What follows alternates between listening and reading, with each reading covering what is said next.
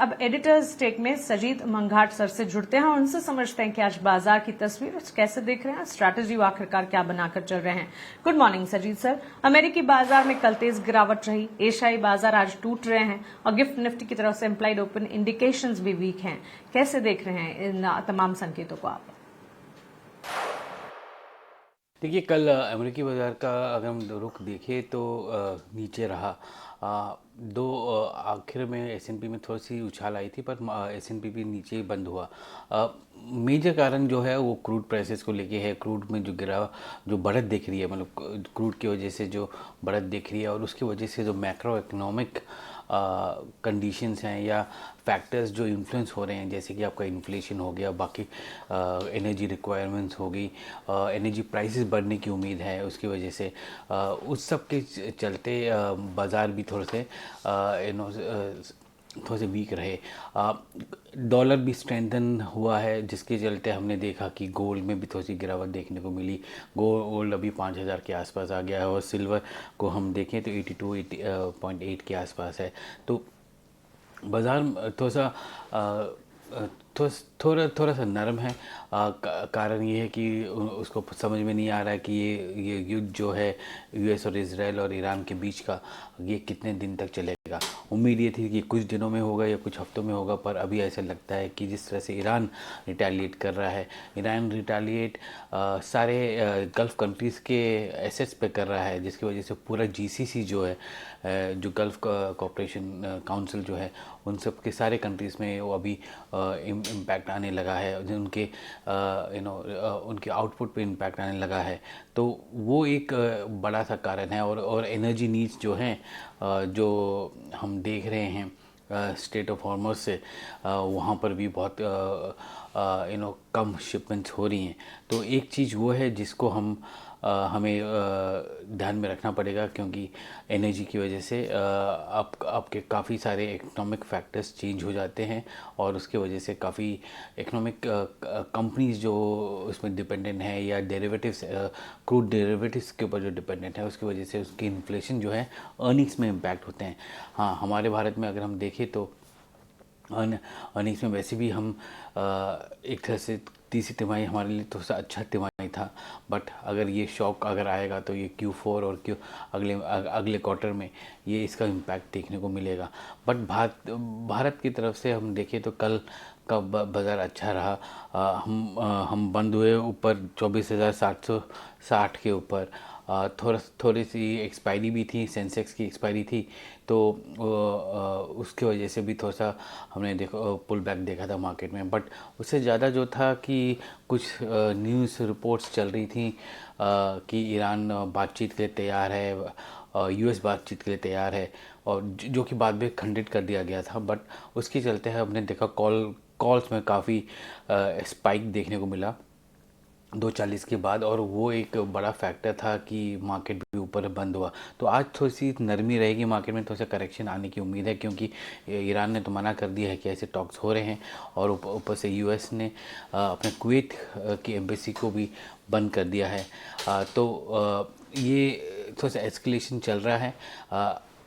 Crude एक बड़ा factor रहेगा, और स्टेट ऑफ हॉर्मस में जो कि यूएस ने कहा है कि वो प्रोटेक्शन देगा, पर उससे काफ़ी नहीं है, क्योंकि उसकी वजह से कुछ शिपमेंट्स नहीं मूव हो रही, क्योंकि सारी शिपमेंट्स तभी मूव होंगी जब इंश्योरेंस होगा, और इंश्योरेंस हो नहीं रहा है। और हमने जैसे कल एक हमारे सहयोगी ने, जैसे अनुराग ने जो स्टोरी की थी कि 10 टाइम्स बढ़ गया है प्राइस इंश्योरेंस का, शिपिंग इंश्योरेंस का। तो वो भी एक फैक्टर है कि जिसकी वजह से शिपिंग बंद हो गई है, क्रूड नहीं आ रहा है। तो ये सारे फैक्टर्स हैं। आज की डेट में देखें तो क्रूड एक बड़ा फैक्टर है जो इम्पैक्ट करेगा यूएस मार्केट्स, यूएस मार्केट और सारे मार्केट्स को एक्चुअली। और उस पर एक नज़र रखनी पड़ेगी कैसे है क्रूड का दाम कैसे है। अगर हम देखें तो क्रूड WTI जो है 79 पे है, और ब्रेंट जो है 83 के आसपास है। तो WTI भी 80 की तरफ बढ़ रहा है, वो भी एक फैक्टर है। बिल्कुल सजीद सर, लेकिन आपने एक बात कही कि कच्चे तेल पर नज़र रखना होगी। यहाँ पर देखिए, अमेरिका ने इंडियन कंपनियों को रूस से तेल खरीदने के लिए कुछ दिन की मोहलत दे दी है। इसका क्या इम्पैक्ट देखने को मिल सकता है और क्या मायने हैं इसके? देखिए इसके कुछ फ़ायदे हैं। ये जो इसको अगर हम ध्यान से पढ़ें तो इसमें ये लिखा है कि जो ऑयल शिपमेंट्स अभी ट्रांजिट में हैं या जो समुद्र में अटके हुए हैं, वो शिपमेंट्स भारत उनसे रूस से ले सकता है। वो एक बहुत बड़ी चीज़ है, क्योंकि लगभग अनुमान ये है कि लगभग 9 मिलियन बैरल्स के रूसी तेल जो है समुंदर में अटके पड़े हुए हैं। तो भारत उसका एक लार्ज चंक ले सकता है। अगर हम देखें दिसंबर और जनवरी के महीने में भारत का जो सोर्सिंग था वो 33-34% से घट के 22% हो गया था रूस का, और वो ग्रेजुअली उसको कम कर रहा था।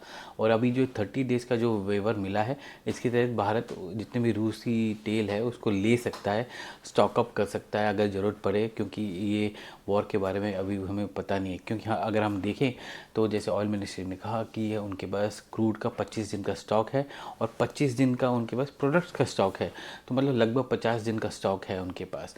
बट ये स्टॉक्स जो है अभी रिप्लेनिश करने पड़ेंगे। तो आप देखेंगे कि कुछ कंपनीज़ हैं जैसे कि आपके आईओसी है, आपका बीपीसीएल, एचपीसीएल, रिलायंस, ये सब के सब रूसी तेल लेते हैं। तो उसकी वजह से इन कंपनियों को थोड़ा सा फ़ायदा होगा, क्योंकि वो जो सोर्सिंग है आसान हो जाती है तो अगले 30 दिन के लिए। और रूसी तेल थोड़ा सा सस्ता भी है मार्केट में, तो वो भी एक कारण है जिसके वजह से ये हो रहा है।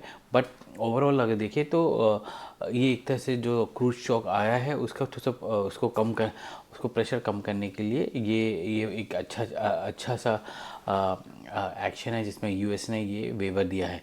बट हमारे लिए एक और जो चिंताजनक बात है वो है गैस की, पीएनजी की। वो पीएनजी अभी भी हमारे लिए बहुत ही स्केर्स है, क्योंकि हम मोस्टली जो है अपना पीएनजी 60% जो गैस है हम गल्फ़ से लेते हैं, कतार से सबसे ज़्यादा लेते हैं, और वहाँ पर स्ट्रेट ऑफ हॉर्मुज़ बंद होने की वजह से वो पूरा गैस जो है फंसा पड़ा हुआ है। तो वो भी एक कारण है। बट ओवरऑल देखें तो थोड़ा सा ईजिंग है हमारे लिए। तो कुछ ये जो ओएमसीज हैं उनके लिए थोड़ा सा फ़ायदेमंद रहेगा कि वो सस्ता क्रूड ले पाएंगी, और जो उनको जो लॉसेस अभी अब्जॉर्ब करने पड़ेंगे क्योंकि स्पाइक हुआ है, वो उतना नहीं करना पड़े। बिल्कुल, लेकिन सजीद सर, एफआईएस की बिकवाली का सिलसिला थमने का नाम नहीं ले रहा और डीआईएस लगातार सपोर्ट कर रहे हैं। कल भी अगर आप देखें कैश सेगमेंट में 3,753 करोड़ के शेयर्स एफआईएस ने बेचे, तो उसके सामने डीआईएस ने करीब 5,153 करोड़ की खरीदारी भी की है। इन संकेतों को विदेशी संस्थागत निवेशक, घरेलू संस्थागत निवेशकों के संकेतों का आप कैसे देख रहे हैं? देखिए कल के बाज़ार में हम देखें तो फ्रंटलाइन स्टॉक्स फिर बहुत एक्टिव रहे। रिलायंस सबसे ज़्यादा एक्टिव था, उसमें हमने देखा कि लगभग 47% का डिलीवरी थी और स्टॉक भी 3% बढ़ा था। तो वो भी एक चीज़ देखने को हमको मिली कि 1400 के नीचे है अभी रिलायंस, तो वो एक फैक्टर है रिलायंस के लिए।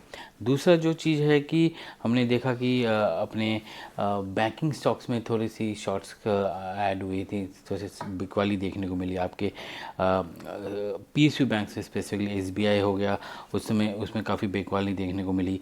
हम प्राइवेट बैंक्स में देखें तो आपका एचडीएफसी बैंक था कि कुछ दिनों से उसमें जो सेलिंग देख रहे थे, कुछ बाइंग एक्शन आया। तो ओवरऑल हम अगर एफपीआई एक्शन को देखें तो नेट सेल तो 3750 करोड़ का नेट सेल है उनके लिए, बट डीआईएस का जो था 5,000 करोड़ के आसपास है। तो वो नेट बाय है, तो वो भी एक फैक्टर है कि कुशन तो आ रहा है डीआईएस की तरफ से। पिछले कुछ दिनों में काफ़ी खरीदारी हुई है डीआईएस से, और ऐसा नहीं है कि एफआईएस ने नहीं बेचा, एफआईएस ने भी 26,000 से ज़्यादा बेचा है पिछले एक हफ्ते में। तो वो भी एक फैक्टर है। बट जो सेलिंग है वो फ्रंटलाइन स्टॉक्स में है अभी आज के डेट में।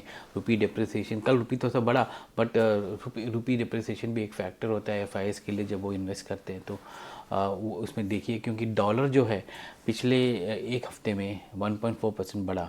वो भी एक फैक्टर है कि अगर डॉलर स्ट्रेंथन होता जाएगा तो एफआईएस के लिए वो थोड़ा सा प्रॉब्लम होगा, क्योंकि उनके रिटर्न्स उतने कटते जाएंगे। तो वो भी एक इशू है, तो देखेंगे। तो एज ऑफ नाउ, आज के डेट में हम देखें तो एफआईएस का थोड़ा सा सेलिंग प्रेशर रहेगा। ये रिटर्न वापस आने वाले नहीं हैं, और मार्केट हमारा जो है अभी जो रेंज में है वो रेंज पे रहेगा। बिल्कुल। सजीत सर, एफएनओ के संकेतों को देखते हुए आज निफ्टी और बैंक निफ्टी को लेकर क्या रणनीति रखना चाहिए?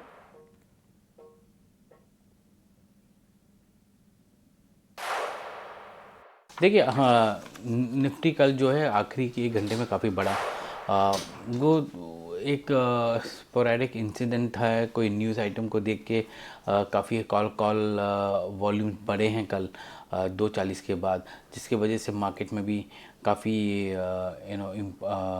इम्पैक्ट आया, और मार्केट आखिर में आगे जाके बंद हुआ, क्योंकि जो न्यूज़ था वो उतना सही नहीं था। तो वो करेक्शन आज आपको देखने को मिलेगी। पुट रेटिंग हमने देखा 24,500 और 24,600 में। कॉल रेटिंग देखने को मिला 24,800 और 25,000 में।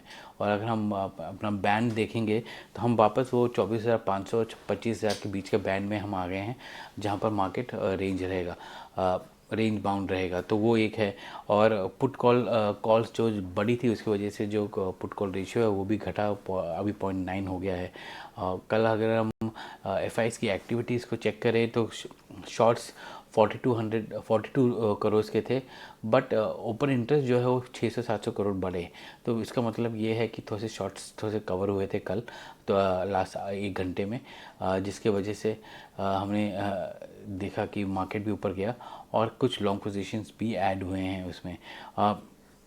निफ्टी बैंक में थोड़ा सा लॉन्ग पोजीशंस ऐड हुए हैं, और वहाँ पर ओवरऑल अगर हम ओपन इंटरेस्ट देखें तो वो भी बड़ा है, 6,130 करोड़ हो गया है निफ्टी बैंक का। बट लॉन्ग पोजीशंस थोड़े से मार्केट में आए हैं कल, क्योंकि कल जो लॉन्ग पोजीशंस हैं वो 14.6% पे हैं एफआईएस के लिए, जो कि एक दिन पहले 13.7 के आसपास था।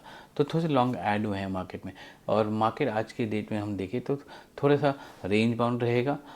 कुछ करेक्शन जो कल का जो एकदम स्पर्ट आया था लास्ट 1 घंटे में, उसमें उसकी वजह से थोड़ा सा करेक्शन देखने को मिल सकती है।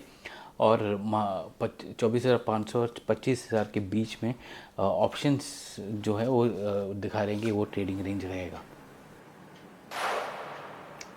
बिल्कुल सजीत सर, शिप बिल्डिंग और डिफेंस का खेमा कल भी फोकस में था और आज भी खबरों के दम पर फोकस में रह सकता है। मैसगांव डॉक को 99,000 करोड़ के सबमरीन प्रोजेक्ट्स के लिए जो चर्चा हो रही थी वो पूरी हो चुकी है। सरकार से जल्द मंजूरी की संभावना है। वहीं स्वदेशी मैरीटाइम सोल्यूशन बनाने के लिए गार्डन रीच शिप बिल्डर्स का भारत फोर्ज की सब्सिडरी के साथ भी करार जो है वो हुआ है। इन सभी कुछ को देखते हुए शिप बिल्डिंग स्पेस में आज किस तरह के इम्पैक्ट देखने को मिलेंगे? देखिए, शिप बिल्डिंग शेयर्स काफ़ी दिनों से फोकस में हैं। हमने देखा मैसगांव फोकस में है, हमने देखा जीआरएससी है, कोचिन शिपयार्ड है, ये सारे शेयर्स फोकस में हैं। उसको अगर हम थोड़ा सा देखें, तो क्लोजली देखें तो मैसगांव जो है वो प्रोजेक्ट 75I, जो कि अटैक सबमरीन्स हैं, 6 अटैक सबमरीन्स हैं जो थाइसन ग्रुप के साथ मिलकर वो बना रही हैं। उसका नेगोशिएशन कंप्लीट हो गया है, अब सरकार को उसका फाइनल नोट देना है। तो 99,000 करोड़ का ऑर्डर है, अनुमान ये है, और ये अगले 5 से 7 साल के बीच में बनना है। तो ये एक बहुत बड़ा ऑर्डर है जो मैसगांव को मिलेगा। हाँ, ये बात एक और चीज़ है कि मैसगांव के ऑर्डर जो है अभी इसका स्पिल ओवर जो है बाकी कंपनीज में भी आएगा, क्योंकि सारा कुछ मैसगांव एक साथ नहीं बना पाएगा इतने छोटे टाइम पे। तो बाकी शिप बिल्डर्स को भी देगा, जैसे कि आपके LNT हो गए, या क्योंकि LNT भी सबमरीन के हल वगैरह बनाते हैं, तो वो भी वहाँ से भी वहाँ उनको भी LNT को भी इसका थोड़ा सा फ़ायदा होगा। इसका डोमेस्टिक कंपनीज में भी इसका काफ़ी फ़ायदा होने वाला है। तो अब 99 अगर हम देखें तो 99,000 करोड़ का ऑर्डर है, पर इसका इकोसिस्टम में हम काफ़ी इंडियन कंपनीज को देखेंगे जहाँ पर उनकी कंट्रीब्यूशन देखेंगे, क्योंकि इसमें काफ़ी ज़्यादा डोमेस्टिक लोकलाइजेशन होगा इसके अंदर। तो वो एक बड़ी चीज़ है। जीआरएससी का जो देखेंगे हम, कल्याणी ग्रुप के साथ उन्होंने अनमैन्ड प्लेटफॉर्म्स के लिए उन्होंने एक स्ट्रैटेजी टाइप किया है, तो वो भी एक इम्पॉर्टेंट चीज़ है, जो एक कैपेबिलिटी है जो GRSC अपना बिल्ड कर रहा है आगे के लिए। तो ये सारी चीज़ें जो हैं वो एक तरह से बताती हैं कि डिफेंस कंपनीज बहुत एक्टिव रहेंगी। हाँ, हम सबको मालूम है 3 से 5 साल का ऑर्डर बुक इन सबके पास है।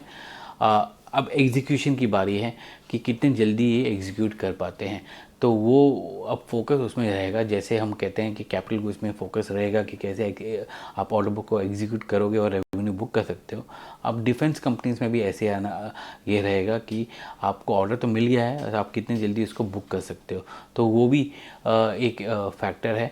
ऑर्डर बुक मात्र ऑर्डर बुक आना काफ़ी नहीं है, उसका एग्जीक्यूशन है। और इन सारे कंपनीज़ के पास मैज़गांव या हो या बाकी हो, उन सबके पास आइडियल कैपेसिटीज़ हैं जहाँ पर वो अपना काम शुरू कर सकती हैं, और ये आगे जाके इनके रेवेन्यू ग्रोथ के लिए एक अच्छा सा माप है कि किस हेड्स, क्योंकि स्ट्रीट अभी बहुत ही एग्रेसिव हो गया है इन कंपनीज़ के अगेंस्ट कि अगर आप एग्जीक्यूट नहीं कर पा रहे तो आपकी वैल्यूएशन गिरेगी, आपको स्टॉक करेक्ट होगा।